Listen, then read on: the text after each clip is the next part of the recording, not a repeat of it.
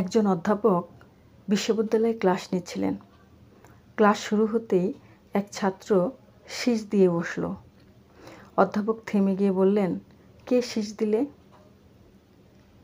কেউ কোনো উত্তর দিল না। তিনি আবার পাঠ দেওয়া শুরু করলেন।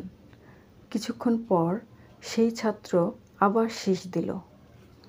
অধ্যাপক আবার থেমে জিজ্ঞেস করলেন, কে শীষ দিচ্ছে? তবুও কেউ উত্তর দিল না। তিনি আবার ক্লাস শুরু করলেন, কিন্তু এবার যখন তৃতীয়বারের মতো শীষ এলো, তিনি কলম বন্ধ করলেন এবং বই গুটিয়ে ফেললেন।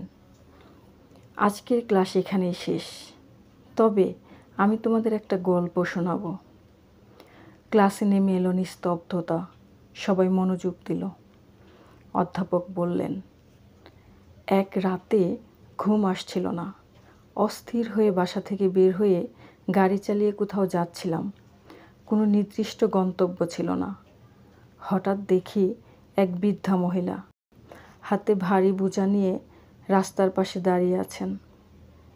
আমি গাড়ি থামিয়ে জিজ্ঞেস করলাম, মা, কিছু সাহায্য লাগবে কি?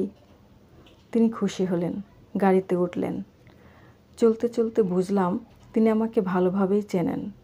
তিনি আমার চোখের দিকে তাকিয়ে বললেন, ডক্টর সাহেব, আমার একটা অবৈধ সন্তান আছে। সে আপনার ইউনিভার্সিটিতেই পড়ে। আমি চাই আপনি তার পাশে থাকুন, তাকে মানুষ হিসেবে গড়ে তুলুন। আমি বললাম, নিশ্চয়ই মা, কিন্তু নামটা বললে তো আমি তাকে চিনতে পারবো। তিনি হেসে বললেন, নাম বলার দরকার নেই, আপনি নিজেই তাকে চিনে ফেলবেন। সে খুব দুষ্টু, সবসময় ক্লাসে শীষ দেয়।